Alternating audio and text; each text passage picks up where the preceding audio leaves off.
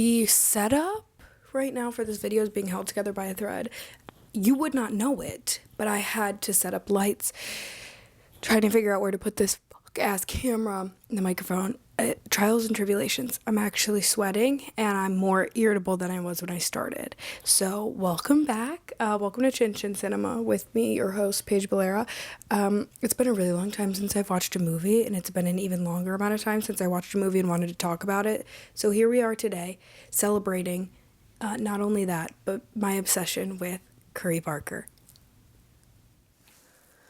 I wish that whoever's watching this video likes and subscribes to Dry Gin Martini. Did it work? I recently had the pleasure of seeing the 2026 horror film that is taking TikTok by storm, Obsession, and I fell in love with it, and then I fell down a deep rabbit hole of Curry Barker today and his YouTube channel and his previous work. Then I found out that he was the director of The Chair, which is a horror short that I watched, and then I fell down a rabbit hole months ago of Shudder's horror shorts, and I just became obsessed. So finding that out today in my research was a full circle moment. And I really just want to talk about this movie and the path that we see modern horror going down. So many things I want to touch on. I did take notes. I do have a beverage, so I encourage you to do the same. Grab a drink, get comfortable, because this could take a while, so I would like you to be refreshed. I don't want you to be thirsty when you're with me. I like to take care. Grab a drink, get comfortable, and let's talk about my obsession with Curry Barker. Okay, chin chin. Okay, the first thing I want to start off by saying is I didn't see any trailer for this movie. I didn't see one trailer. I didn't see a trailer months ago. I tried to look back at my notes from previous movie-going experiences, but I don't remember seeing this at all. I remember seeing, firstly, a TikTok of Nikki in the scene where she stands up at the restaurant and is like, no, I thought we were having a nice time. And it intrigued me. I had no idea what the film was about. I didn't do any further research. It just found itself multiplying on my For You page, and I take that personally as a sign to go see the movie.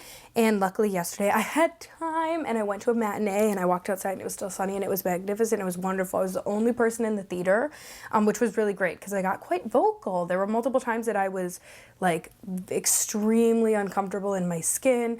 I was really embarrassed for some of the characters. I was really nervous for other characters. And I don't know if it was the joint that I smoked before going into the movie, but I felt really animated in a way that I haven't in a while watching horror. And I think that's a testament to Curry Barker's director style as a director, which we'll get into further because I want to touch on some of his YouTube videos, specifically his horror. But I just really liked the movie.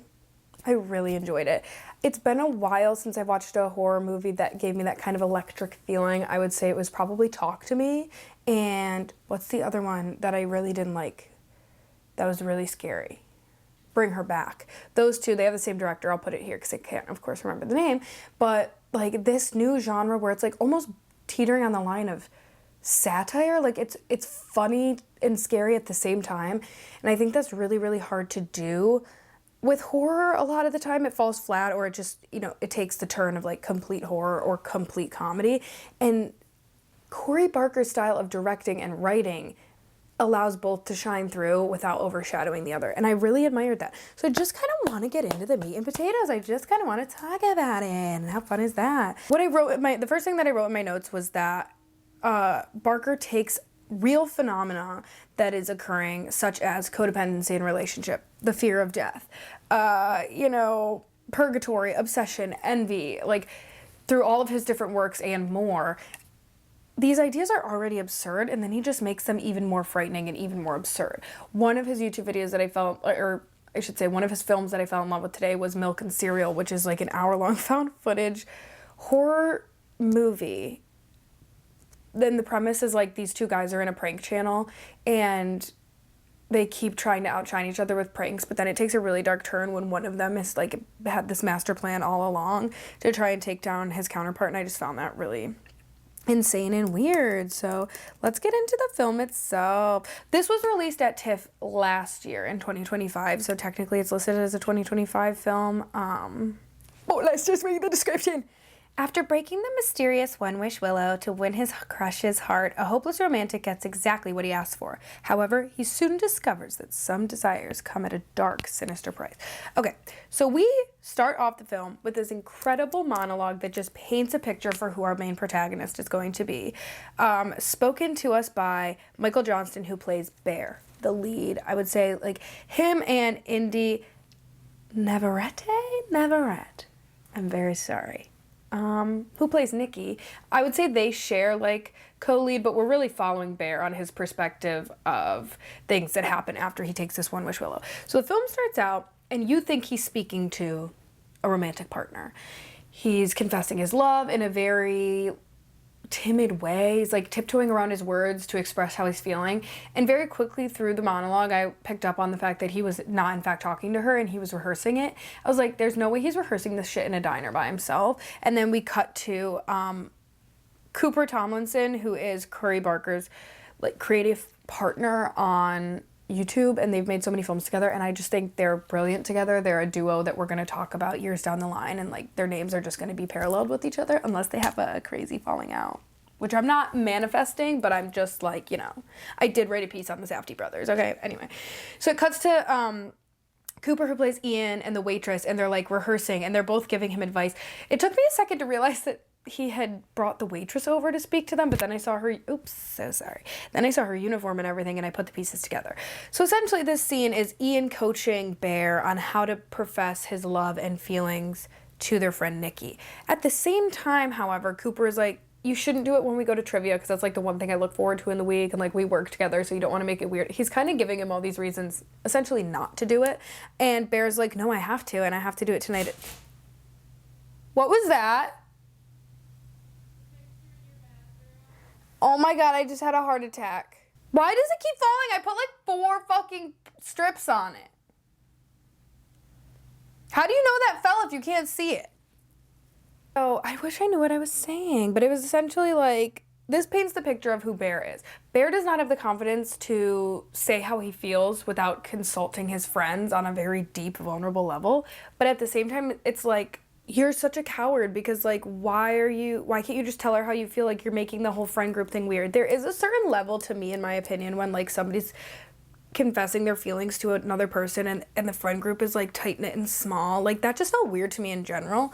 But so right away we're like, okay, he's a bit of a coward. Like, he has to rehearse this with his friends, get coached on the right things to say and how, because he doesn't know how to do that for himself. And then after that, they're talking about how they have trivia later. He goes home and he walks into his cat dead on the floor. Talk about a jaw drop. Talk about a needle drop in the music. That made my stomach turn a little bit. Like, the cat was so stiff. I hope it was fake. I'm assuming it was fake. Prop cat was really creepy and I didn't like it. And the cat, we learn, overdosed on pills somehow. My favorite thing about horror is that it doesn't need an explanation. Like, I hate when I'm watching a movie with my mom or dad and they're like, well, why did that happen? Well, it doesn't really, sometimes it just doesn't matter. I don't really care how the cat got in the cupboard. I really don't care.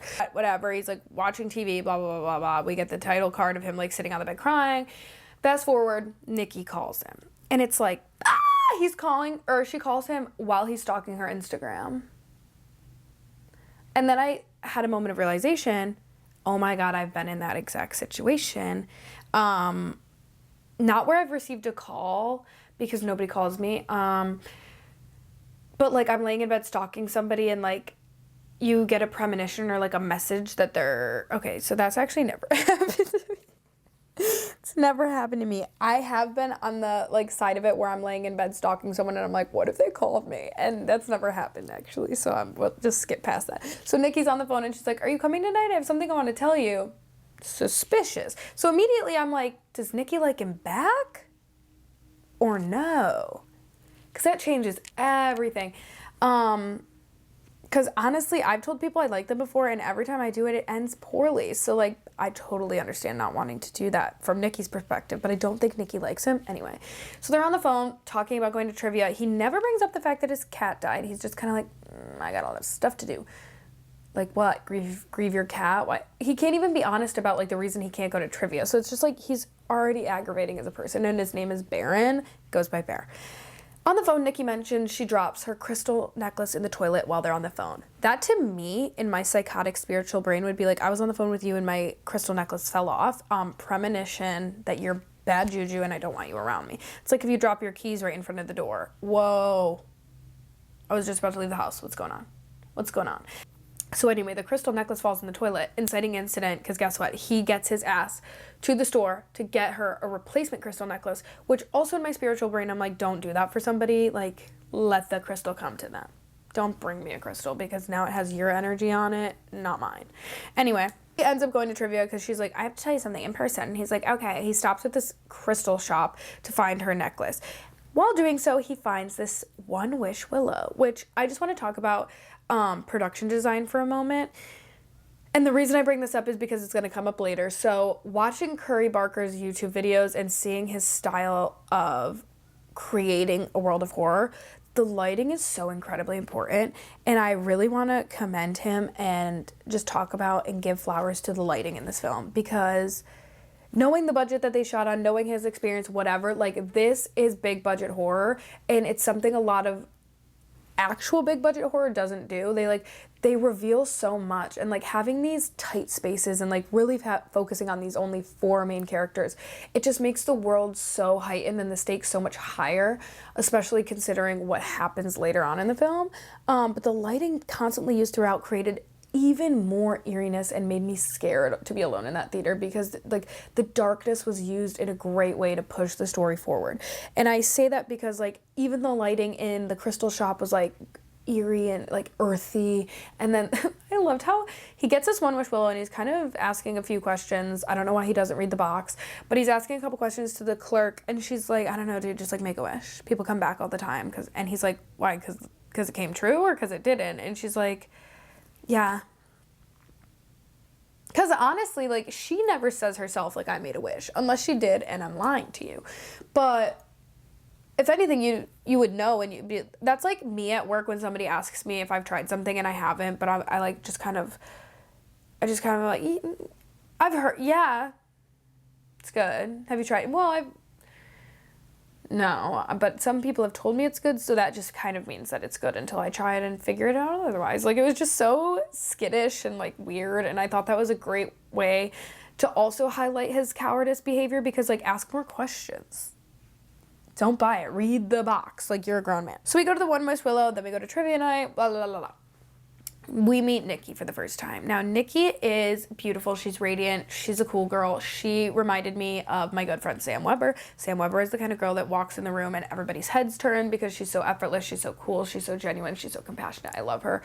I don't think she'll watch this, but I will send her this because I'm thinking of you, girl. Immediately thought of her when I saw Nikki. I was just like, this girl is cool. Totally get why Bear wants her. And I also get why he's nervous, because she's just confident and cool. Like... she's just herself and she's funny, and I loved her. And I loved her outfit. I loved the double on denim. Like, she had personality. She had style, okay? So they're at this night or whatever, and the friend, I believe her name is Sarah. Yes, Sarah, played by Megan Lawless. She was also cool. Like, I loved how these girls had personality. A lot of the time in horror, we can fall into these stereotypes of, like, the Virgin and the Madonna, like, the one girl who's gonna save the day, who's, like, pure, and she's in the slasher movie. And the guy's chasing after her. And then you have, like, the whore who's, like, literally gets murdered every time in a sex scene when she's already naked and they, like, phallically stab her or something. So, like, modern horror has kind of stepped away with that. We're getting stories where it's, like, actually about people. And I think the horror is shifting from, like, boo, scary to, like, psychological, deep, interpersonal, terrifying connections, because that's the world we live in. All of that to say, we meet Nikki and Sarah, and I just really liked them. I liked the friendship. I liked the idea that these were 4 people that worked at the same place, and like, they have a good relationship, they hang out, and they also all know each other from high school. I don't know how old they were supposed to be. I wasn't paying attention to that part, and they just felt older than, like, I think I was getting mid-20s, but I also, like, don't know. Beginning of the film, I'm like, Ian's a bad friend and Ian's a cockblock, because even if you don't think your friend has a chance, at this point, you gotta let them figure it out for themselves. You gotta. It's not your business. It's actually not your monkey, not your circus. You can only watch from afar. He intercepts the conversation and just kind of is like, don't do this now, whatever. Blah, blah, blah, blah, blah. That better not be a spider. Oh, I'll freak out. We're just gonna say it's a little dust on the ceiling for my sanity. Okay, anyway. Fast forward through trivia night. What the fuck? Oh my god, I'm dying. So fast forward through trivia night. Let's move this shit along. We get to, he's like, I have something to show you. I have something to give you. And then they're leaving, and she's like, I need a ride home. Nobody's stepping up to the plate, and finally they want to go out to a bar, and she's like, no, I want to go home. I want to go to bed. Like, which I also really liked how, like, they established Nikki to be this, like, she is a dominant person. She knows what she wants. She's not fucking around. They even make comments where they're like, oh no, Nikki would hate that. Like, she's very sure of herself and lets people know, like, this is who I am. He drives her home. He parks in her driveway. They're having a little conversation. And Nikki starts kind of being like, Sarah. You and Sarah. And he's like, no, I just like her as a friend. And she's like, oh, okay. Whatever. They keep talking. And he's like, I gotta show you something. She's like, I need to go inside. Then she gets out of the car. I don't know what they're talking about. He, like, brings up something and, like, calls her Freaky Nikki, which is the nickname that she was called in high school when she was being bullied, and she did not like that. And he's just being the, like, weirdest, cringiest loser ever because he can't tell her how he feels. Like, he's making her uncomfortable in her driveway and just, like, saying weird shit. All because he can't just be like, Nikki, I like you. Which I know is easier said than done, but geez, this was, like, embarrassing. And that's where Curry Barker's really good at humor and horror, because I was literally sitting there like, can we move this along? I don't like this one. This is really weird. And then she kind of cuts it off and is like, do you like me? And he shakes it off and is like, no. Now, this was the part that confused me, because she says, like, okay, good, and stands up and goes to her door. And I kind of interpreted that like she was a little bit like, oh, you don't like me. And the first time thinking about it, I read it as like, wait, maybe she did like him and was just kind of hoping he would say something, and that's why she was asking about Sarah. After watching the rest of the film, I think she was just kind of like, oh, okay, then why are you fucking acting like that? Like, do you like me or not? Because you're being really weird. And still, I'm a little bit confused on that line read. So if somebody could maybe just, like, talk to me about it in the comments, and we could maybe flesh that out, because I was a little bit confused. Because right after that, he is sitting in the car, and he reaches behind himself and grabs this one wish willow. And this is where all shit goes to hell. Because he makes a wish. I wish Nikki Freeman loved me more than anyone in the entire world. And he snaps the one wish willow. My favorite thing about it was also the design. It's in this triangular packaging. It comes out as this, like, plastic, what looks like a pussy willow. And then it, like, makes this, like, like a song. And then after that, you make your wish and you snap it. So he makes his wish. And you're kind of like, okay, there's no way that worked. But also, like, we've got a lot left of this movie. And there she is standing on her porch. In terms of the physicality of Nikki's character as she progresses into this obsessed codependent girlfriend to Bear, who has no bodily autonomy and consent over any of the things happening. And twice in the film, I believe, we hear actual Nikki beg for help. Like, the first time she's screaming, the second time she actually asks Bear to kill her so she can be freed. After this point, like, Nikki's gone. The Nikki that we met in the beginning that was super fun, cool girl, she's gone. Like, she's almost in hell because she has no control over her body and the things that she's doing, because somebody made a wish to take away all her consent and make her obsessed in love with him. Which, the pacing, so good, because we start off and she's immediately, like, obsessed, but we really, really dive deep into this idea of codependency and obsession. Because something Curry Barker says himself is that it was not a demon form of possession. It was like this, I'm genuinely so obsessed with you that I can't imagine a world without you. And, like, I'm going to guilt you and manipulate you to become obsessed with me. So I just really, really like that. I loved the theatrics. I loved the physicality of Nikki's character. And, like, her face was scaring me. And she's so beautiful. And I was like, the duality of woman. It reminded me of Jennifer's Body a little bit. And then we have Bear, who is this loser who makes this wish, and then immediately she ends up going to his house. They have a sleepover. She's sleeping in his bed. She's trying to hook up with him. They go to work the next day, and immediately Ian is like, that's a really weird turn of events. Like, what happened last night? Is everything okay? That's really weird. He's checking in on her. He's like, she's staring at you. This is super weird. Like, I think she was on Molly. That's the only way we can explain these crazy ass actions. If somebody had to assume that I was on Molly, which I've never and don't plan to do, to justify my actions, one, I would be mortified. So, like, the person that manipulated that, because it's very quick on that he's like, wait, I think the wish worked.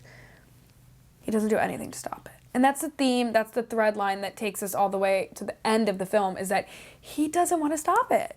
He wants to manipulate the situation to make it work for him. He thinks, okay, well, I already made the wish and there's no going back. Maybe I can just, like, make her perform as I want her to and, like, create this perfect girlfriend, because I can't stop this. This is exactly what I want. And that was all very well done.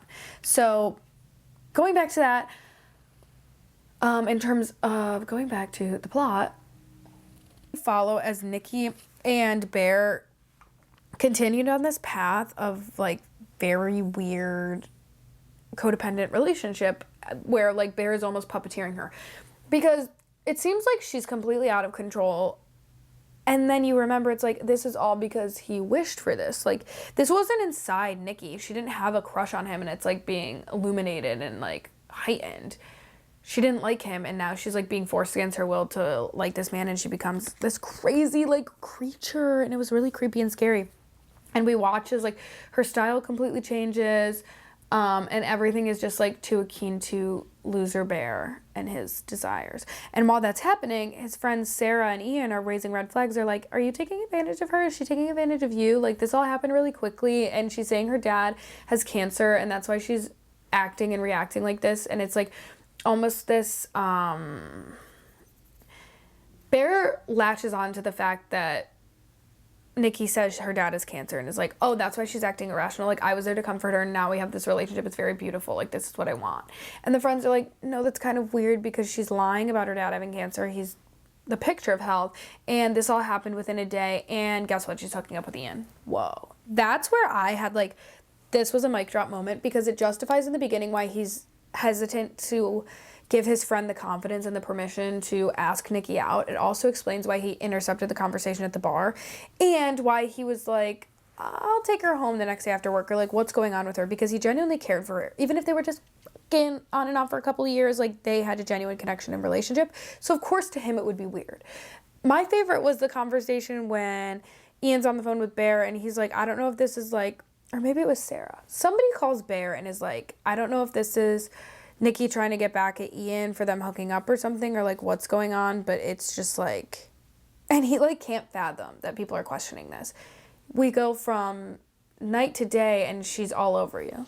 It's weird. It's really, really weird. Okay, I wanted to talk about the part where Bear calls the number on the back of the box. First, he goes on Reddit, scrolls for 2 seconds, and is like, is the One Wish Willow real?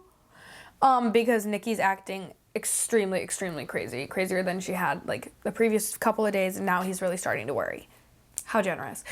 So he goes on Reddit, scrolls for about 2 seconds, and is like, is the One Wish Willow real? And people are like, no, there's no way it's real. Like, call the number on the back. And somebody's like, yes, it's real. And a majority of people are like, no. And he just kind of takes that and is like, okay, it's not real. So then he calls the number on the back of the box later. And the guy on the box, it reminded me of the Substance hotline, and also kind of Companion, and the idea that, like, you created this monster and now you don't like it, so you're calling the hotline to help you out, but you didn't read any of the fine print, because guess what? That hotline's not going to help you. The Substance, Companion, like, in this film, it's like, you did this. Now you want us to clean up your mess? It's like, you can't even fix it. And on the phone, the guy says, literally, like, well, you could kill yourself. Like, as long as you live, this is going to happen. So, essentially, kill yourself. And I literally wrote that down because I was like, this bitch is too much of a coward to tell Nikki how he feels, that he wishes a way to take away all of her autonomy and make her obsessed with him. You think he's going to kill himself? He's not going to kill him. So then that kind of takes us into this turn of, like, okay, there's really no stopping this. So how far is it going to go before he's forced to do something, or before somebody else steps in and does something and gets hurt in the process? Really fast. So they're at work, and Ian's gonna have a boys' night. Well, he's gonna have a party, and he's like, I didn't invite you because you and Nikki were gonna show up together. And Bear's like, like, no, like, I can totally come to the party by myself. Is Sarah gonna be there? Because, like, if it's boys' night, like, Sarah can't be there, and then it'll be super easy to tell Nikki. And so he decides to go home and be like, I'm gonna go to boys' night. Nikki's been standing there all day. That's the scene where you get the really creepy, like, she's just standing there and she ends up, like, soiling herself because she's been standing there all day, waiting for him to come home behind the duct tape door. And he comes home, she's like, hi, and he's like, what the fuck is going on? Literally, what the fuck is going on? I'm trying to go to boys' night. There's this great scene between them, between the bathroom door, which is another thing that I really liked about this film, is like not showing things and allowing sound, which is a major part of horror, to do a lot of the storytelling. The volume, the screams, the knocking, like the creepy eeriness of her skittering around the apartment. Oh my God, just like the sound design and the lighting amplified this film so much. And I think when it comes to making a horror film seem higher budget, or like not like it was filmed on your iPhone, which it wouldn't matter if it was or it wasn't, it comes down to lighting and sound. Like, you can have a shitty script and really shitty acting if you've got killer lighting and sound, especially when it comes to a horror and you're restricting light and allowing shadows and darkness to help push the story along. That's what we get in the scene where we don't see Nikki, but we can, like, feel her presence in the shower and, like, growing more and more irritated because he wants to leave her. Because why would you want to leave me? Why would you want to leave me? If you leave me, I'm literally going to kill myself. And then what? Then what are you gonna do? That's where this became really real to me, and I was like, okay, this isn't just like a horror on codependency. Like, this is getting into like muddy water, because so we get the party scene. Now, the party scene in horror movies is always one of my favorite. I love when we get like a group together and some fuck shit's about to happen and it's about to be really gross and really gory and really scary. I love it. So we're at this party. Of course, Nikki shows up. So we're at the party. They start playing Jenga, like Truth or Dare. Hey, never should we play Jenga, Truth or Dare, the fuck-ass game where you flip a coin and someone tells a secret and then it's like, heads or tails, you tell everybody what the question was after you've revealed the answer. Hate that game, never want to play it. I rarely want to play games, really. Like, can't we just drink? And after that, I don't remember what happens, but she bashes her face in. Yeah, she actually bashes her face in. And they have to leave the party, of course. And they're like, take her to the hospital. Like, what is she doing? What's wrong? Like, this is so weird. And then they just go home and, he tries to take her to the hospital, but she's like freaking out. So they just go home and go to bed. Now, let me talk about this little moment between Sarah and Bear really quick, because a very prominent theme in this film is time and patience. Throughout the beginning and the first act of the film, before he ever breaks out One Wish Willow, people keep mentioning like, oh, I just need more time, or like I need to have patience. I believe something happens at trivia that's there, like, talking about time. Sarah is applying to schools and she's like, I just need to have patience. I just need one yes, like, and then my dreams will come true, whatever. Patience and time is very prevalent. There's also a difference between love story and romance, which Nikki talks about in the beginning as well. And so these ideas of like timing, patience, dating, and love all present themselves in the way of like, we're so accustomed in this day and age to seeing a hot person and being like, oh, I like them. Do they like me? Dating apps, social media, television. Like, there's a parasocial element to everything involving dating nowadays, because you have so much access to a person even before you meet them, even before you know them as a person or speak to them. And that's what's happening here. Okay, so where we left off, we're descending from the party scene into the third act of the film, okay? At this point, Bear realizes that his creature is completely out of his control. And now he's ready to tell people around him, confess to his sins, sort of, and, like, essentially end this. I don't really know how to describe it, because truthfully, that's like a spoiler. I mean, I'm hoping if you're this far into the video, you're aware of the fact that spoilers might be around. But let's just get into my notes here in terms of the third act of the film to prevent rambling, okay, which you know I do all the time. So as we round out the third act of the film, there's a scene where after Nikki bashes her face in and kind of creates this like grand gesture of what she perceives to be, I love Bear more than anybody else. Like, I need to show this. Everybody else thinks you're psychotic. What the fuck are you doing and what's going on in this relationship? You literally just smashed your face in with a liquor bottle. Weird. So he tries to take her to the hospital. That doesn't end up working. They go back to the house. They're laying in bed. And Nikki is just so creepy. Like, the actress was so good. She just made me so uncomfortable every time she was on the screen. And it wasn't her fault. It was Bear's fault. He gets up and is trying not to wake Nikki for obvious reasons. And rather than waking Nikki, he wakes something scarier, which is actual real live Nikki, who's like, I would describe it as being in this purgatory space, this liminal space of like, she's completely paralyzed within her own body, but is speaking to Bear for the first time. Because the first time we heard her, she was screaming, and this time she basically pleads for death. Because so sorry about that, guys. The only way for her to be saved, to her knowledge, is to die, where Bear knows he can kill himself and this wish will end, releasing Nikki from this torture chamber, essentially. So he goes out and he meets Sarah, and they're talking, and you really see for the first time the chemistry the two of them have. They have a history with one another, and if Bear had just had that patience, he could have watched a real, genuine connection unfold between him and Sarah. But as we've seen throughout the theme of this film, he has no patience and had to manipulate that, control that, take autonomy away from Nikki, which leads to Sarah getting her face bashed into the steering wheel. Because guess what? Nikki showed up. And that was extremely graphic and disturbing. Really great horror, really great jump scare. But I had to close my eyes. It was kind of disgusting. And then at this point, I would consider this the point of no return. Bear realizes he has to do something, so he goes and confesses his sins to Ian. He shows up at Ian's house, and he's basically like, you have to make a wish and save me. Well, before that, he actually goes back to the store, and there's a new clerk working at the register. And essentially, he's like, did you make your wish? Did it work? Because my wish worked, and like, it was great, whatever. Where Bear's wish was essentially as Curry Barker described it himself, like, his wish was cursed from the jump. So of course it's not going to have the reaction that you desired, you fucking psychopath.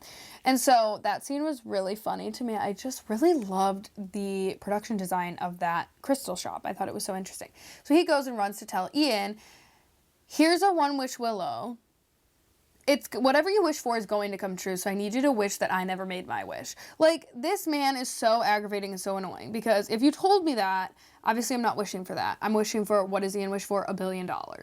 And so, $1 billion fall from the sky. At this point, Bear's like, okay, I'm fucked. Like, it just further proves that he's so self-involved, because you think that your best friend is going to make your wish disappear after you fucked over the guy that he was sleeping with, essentially, for months or whatever. Like, I mean, there's just so many other things at play here. But I think that, in tandem with Bear just being overall a coward, like, he won't even save this himself. He's trying to get Ian to do it for him, when we know you can just kill yourself. So he runs home to essentially take care of the job, because he can't do it anymore. And Nikki is set up there in a dress that oddly resembled Sarah's at the party. It was like a black off the shoulder, and I thought that, I don't know if that was what it was, but I kind of paired those things together. And then she's performing this kind of like seance in a way. I can't really remember, because it's been so long since I've seen it now, and I didn't take as detailed of notes as I would have liked. But essentially, this final sequence rounds out. There's this small like argument and battle between Bear and Nikki, because he seriously realizes, like, I can't manipulate this to be what I want anymore. I'm going to have to take care of her. Like, still before he even thinks to kill himself, he's like, there's a gun involved, and he's trying to take care of her. Now, Ian does bust in the door and gets shot and killed by Nikki, I believe. Again, this part of the movie is a bit of a blur, because the next scene was so, I don't want to say traumatizing, but it was just like so visceral that I was like entranced by it, and it was really weird and scary, and I loved it. That's what I love from horror, discomfort. So Ian shows up, ends up getting shot. Sorry, Ian. That's what we get when we have cowardice friends who decide to ruin everyone else's lives for a minute of happiness and like love that they made up and manipulate. Bear, you're crazy. Bear, you're literally insane.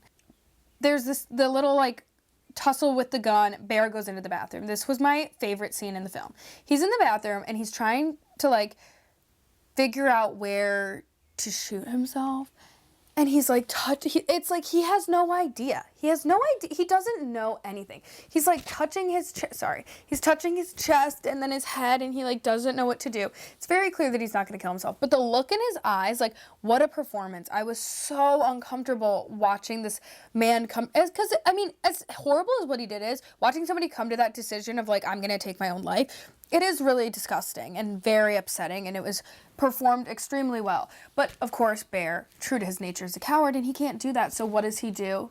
He goes out like his cat. He overdoses on pills.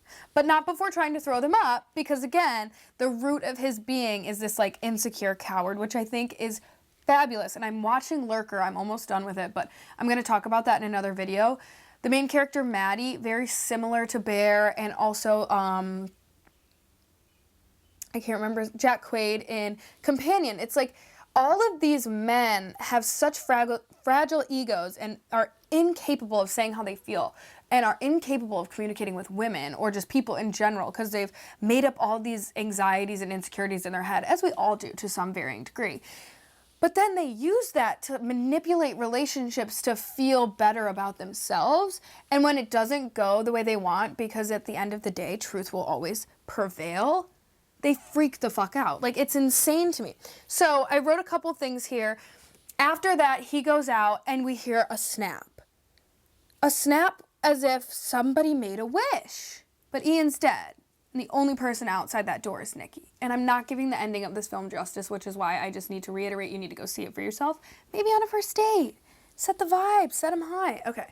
So she clearly makes a wish. Now, how she got the one wish, Willow, I don't know. I don't know if Bear bought a bunch of them to try and convince multiple people to make the wish. Again, I can't remember. So why don't you go and then in the comment below and let me know, because I can't remember. And so they have this moment, like he's in the bathroom and he kind of has this like aha moment where he walks out, and it's the first time that both of these people are consensually like in love with one another, and they're actually happy to be with one another. But the funny thing is that neither of them are in control of the situation, and neither of them chose to be there or consented to it. It's completely at the hands of these ridiculous wishes that they made, in comparison to Ian, who actually had a legitimate wish of $1 billion. Like, having that moment, I think, was so wonderful, and I'm glad that there were these like butterfly effect moments of he didn't shoot himself, he took the pills, and then he tried to throw them up, and all of that time it took for somebody to make a wish, was able to come out and like have this moment. And they have it together before he starts foaming at the mouth and throwing up because he was overdosing on these pills like his cat. And that's where we get the beautiful, wonderful bookend ending of Nikki on the couch with him dying in his lap. We watched Bear die. It was very emotional. And I wasn't crying. I was just kind of like, yeah, it's so weird and uncomfortable. Like, it really was uncomfortable. And then paired with that is the uncomfortable, gut-wrenching screams of Nikki as Bear dies and she comes back to the surface of her own body, because as we know, the only way for her to be saved was for him to kill himself. I just thought, wow, wow, wow, wow, wow, what a beautiful story. So well done, so horrific, so terrifying. What a great concept.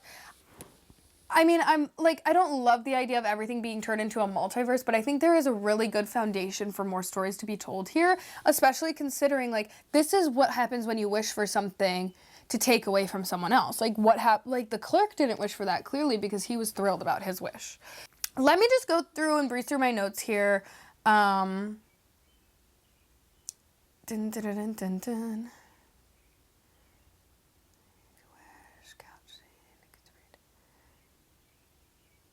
What I really liked about Bear's comeuppance, in a sense, even though it wasn't as justified as I would have liked it to be, was like, your actions have consequences. You don't get to manipulate other people and ruin their lives, because Bear's one action ruined Sarah, Ian, and Nikki's lives.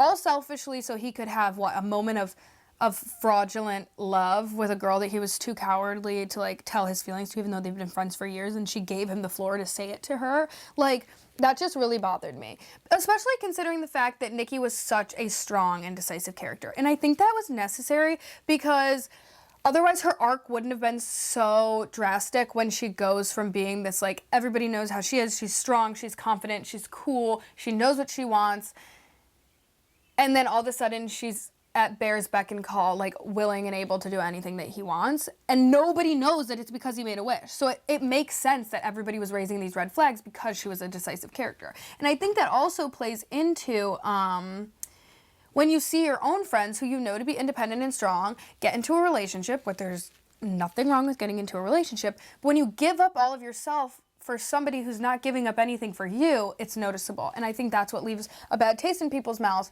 Now, does it always come out great? No. Like, Sarah and Ian both could have approached it better. But when your friend changes overnight like that for the love and attention of another person, it's jarring.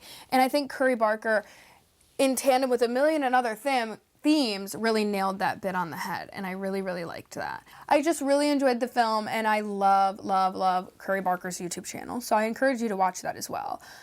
And maybe watch like my videos. I've got more coming. I'm editing them, so just give me time. Tomorrow I want to go see I Love Boosters. I still want to see Backrooms, and there's so many movies coming out this summer, so we'll have so many things to talk about. Maybe I'll get better at, reviewing rather than rambling, but that's my love language. I just want to tell you all the things I loved about it, and the costume, production, hair, like all of this attention to detail is what's missing from big budget films. And I think they could take a few notes or two. Like, we need characters with hair, makeup, like personality, not just a blowout and high-waisted jeans. Like, it drives me fucking insane. It drives me fucking insane.